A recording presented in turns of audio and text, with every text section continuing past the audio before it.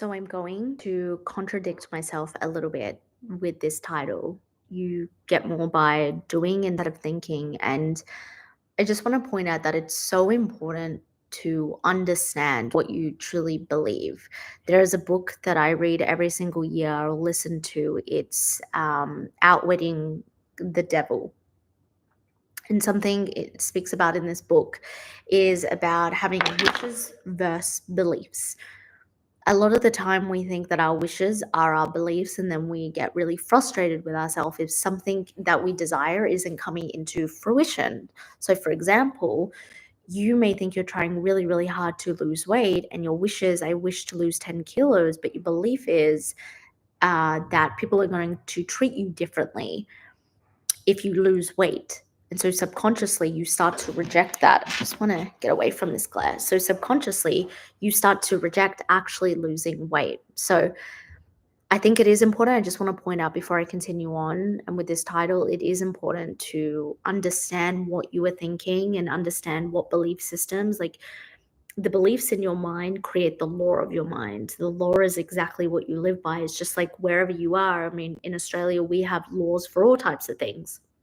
And so, for example, one of the laws is you can't drive and be on your mobile phone. That's a law. It creates a belief system. It creates a structure here. And so we are dictated by the structure of our minds, which are created by our beliefs. And these beliefs create our personality and they create our identity. Now, what I want to say on that though is, and this is someone who teaches everything that I just shared with you, is we can fall into the cycle, and I definitely have fall into the cycle of not executing, not integrating, not taking messy, inspired action towards what we want and the things that we are learning and thinking about. You can think your entire life that you want to be rich or you want to be successful. You can think your entire life that you want to lose X amount of weight and date these types of people. But if you aren't actually integrating the things that you learn and executing on the things that you desire in life, it's always going to feel like you're going around in circles. And that's where I see a lot of people at their own bottlenecks. They get super, super frustrated that they're not actually achieving the results they desire. It's because they wish for it. They keep thinking about it over and over. And it's kind of like this dopamine hit. You have this dopamine hit the more that you think about it. And the more that you think about it, you get more internally frustrated because you're like, why aren't I getting it? Right? Because our brain is tricking us. It's tricking us to tell us like we are working towards it when we're not. And so I want you to start to think of the things that you want to bring into your life right now. What do you want to create in your life? And this talk is really inspired. I recently watched the interview Stephen Bartlett on A Diary of a CEO did with Mr. Beast. And for full transparency, I haven't consumed much at all of Mr. Beast. I don't really know a lot about him until I watched this interview. And I find it so fascinating the way he operates. He is obsessed with the success that he desires. And is his obsession, like, honestly, truly, even if you don't like Stephen Bartlett or the podcast, I highly recommend watching this. Do I think the way that Mr. Beast thinks is sustainable for everyone? Absolutely not. Even he says it. But he has this relentless drive to execute on his ideas. Most people have these brilliant ideas. I can't tell you the amount of times over the years, right? And like over a decade, people in my life who have these big ideas or these big desires, these things that they want from life. And I've heard about it every single year, time and time and time and time and time and time and time again. I hear it every single year. And there's no execution, but they get frustrated. But then there's the justification. Something that I loved about this interview too is Mr. Beast actually has debilitating Crohn's disease. He has paid all of the best specialists in the entire world to help him, and he can't be helped. It's debilitating. He also grew up in poverty. There is a point, I think he said, that they nearly went bankrupt, like on the precipice of bankruptcy. And this just shows to me that you can have a big vision, and he had this vision of YouTube videos, but you have to execute it. you have to be willing to do the work and to execute it and to be better and to create more. I've had people over the years say to me, sometimes I consume your content, Jazz, and it makes me feel like I'm not doing enough in life. And I never really had an answer until the past couple of years where I would say, you're probably not. And it's not up to my standard. It's not up to me to decide what success is to you. I need you to decide what success is for yourself, and to create that and execute that and integrate it into your life, integrate everything, right? I had this conversation with my client today about the difference. I've said this many, many times over the years. There's a huge, huge difference between self-awareness and conscious awareness. Self-awareness, meh. Everyone's like, I'm so self-aware. I'm so self-aware of these triggers, or I'm self-aware I do this, or I'm self-aware that I do that. Cool. What are you doing with it? Nothing. This is why we should be aiming for conscious awareness. When you have conscious awareness, not only are you aware of what's happening and what you are creating in your life, you are actively doing something to shift and change that, if that is your desire, right? Just because you're aware of something doesn't mean you always want to change it. And so I want you to really, really start to think, like, what do I keep thinking about? What do I keep that I'm not doing, that I'm not executing? Like, give me excuses. I will break them down in 2 seconds, right? I quit my job and I moved to Bali and I started a business. And many people say, "Well, I can't do that. I had bills to pay." I had bills to pay as well. I think so. I didn't come from a family of privilege or trust funds or massive wealth. I wish. I wish that would be nice. Me and my friends always joke, I wish I had a big, juicy inheritance to come, you know? But that's not the case. People make excuses, and I find and I observe that the more that people are creating these excuses in their life, it's because they truly don't want that thing. Oh, I do really want this. I'll give you an exact. It always sticks with me. This was a couple of years ago. I was at a friend's birthday lunch, and she had her other friends there that I always see at her birthdays, right?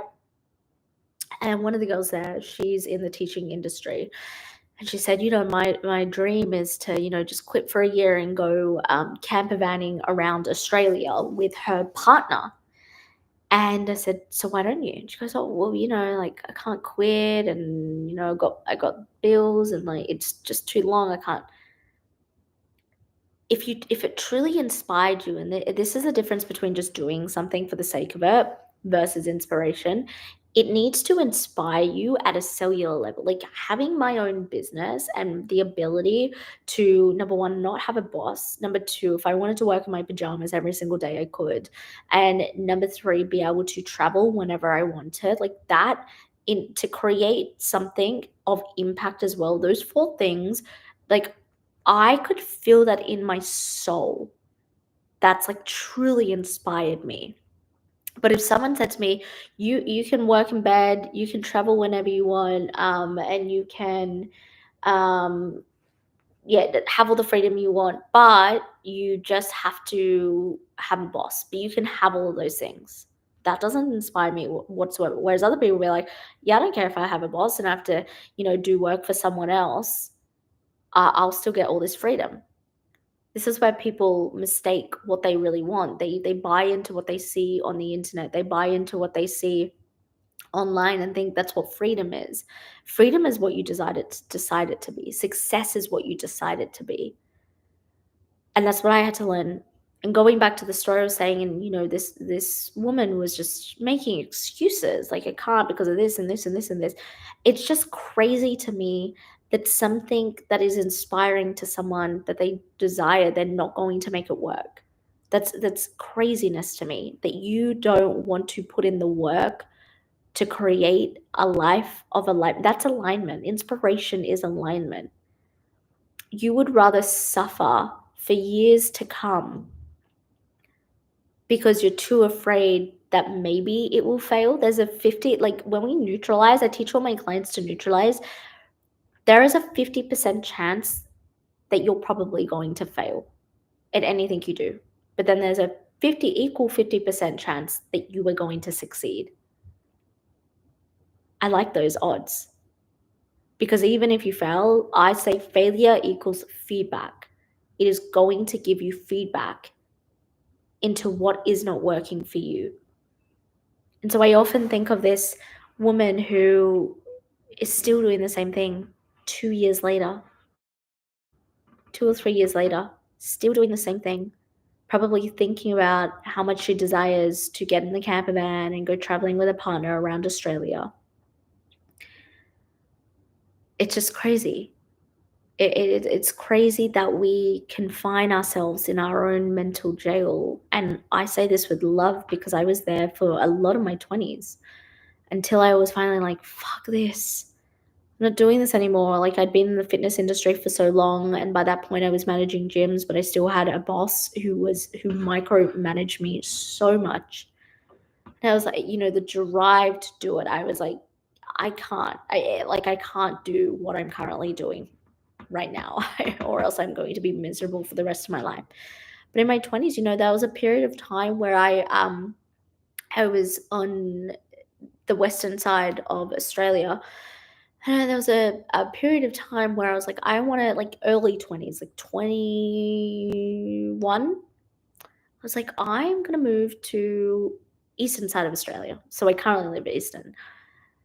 And I told myself all the reasons why I couldn't make it work. I just graduated uni. I could have gotten a job any other way. I could have made it work, not even with like a grad job. Like, I could have just made it work. Like, I really, really wanted to be over East. And, I'm over East now.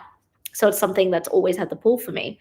But I just like had all these excuses of why I couldn't do it. There were many, many times, or, there were jobs that I stayed in where I was like, I can't. Like, and I send so much love to that version of myself. But what I say here is, just to bring this point home, is like, you have to do. You have to do. You have to can't speak. You have to execute. You have to integrate. You have to take everything that you desire, everything and just like, I sometimes sit back and I'm like, I created a whole business from the ideas in my mind, from the knowledge that I've consumed. I run a profitable, sustainable business, online business. This is my 6th year, and I created this. It's pretty crazy what we can do when we set our mind to it. I think there is no limits. I think that people like to use things as limits. It's something that I don't share as often, but in my earlier 20s, one of my limits was, my mom passed away when I was 18. So I used that as a limit to a certain degree. Start doing more this year. Start creating more. You know what you need to do. You know what's come to mind as I've been speaking. I was literally going to go live for 5 minutes, but here we are 13 minutes later. You know what you have to do. You know the steps. You really have to have faith in yourself and what's calling you. Every single time I'm like, I feel like I don't know the answer, or I feel like I just don't know the right way. I trust myself. I trust myself with my choices, and I have faith in myself, knowing that, yeah, there's a 50% that I could fail, but I'm still moving towards something. And that's what I'm sharing here. Anyway, I'm going to leave you now. I need to edit a podcast episode. It will be up on my channel tonight, hopefully. But I hope whoever has watched this has been exactly what you needed in the exact right time. And I am going to make a greater effort to get back onto my YouTube lives, because I love just riffing. I love just going live and riffing. And speaking of, just a side note, I remember the first time I ever went live on any platform, and it was Instagram, and it took me like an hour to actually press the live button. I was petrified. But imagine if, like, all these, it's like I still kept going. I was like, I wish I could go live. I wish I could go live. I wish I could go live. And like 6 years later, I've never gone live. It starts by doing. I just had to do it once and twice and 3 times, 4 times. And now I prefer to go live. because I don't have to start a story. I can just keep speaking like I am now. Like, yeah, I love short form content, but I love long form like this. But how insane is that? Imagine if I just like all these years in business, I kept making excuses like I can't go live. It makes me feel sick. There's only one person. Like I'm gonna make mistakes. I'm gonna do this. I'm gonna do that. Being a victim to my own mental jail. But I just had to do it. I had to do it once and twice and three times and four times. And now I have gone live. Like if I had to put a number on it in the past few years, at least I want to say like at least 500 times. And that is probably like downplaying it. Like that's being very, very conservative. Very conservative. Like maybe closer to a thousand. Crazy. And imagine if I'd never done it. And all these years in business, I was just like, no, no, no, I can't, I can't, I can't, I can't, I can't, I can't. Stop using that word. All right, go take action. Go do something for yourself this year. Go create something for yourself this year. I promise you. You can do it. You absolutely can. There are too many people that fall victim to their own mind, right? You absolutely can do it. I believe in you.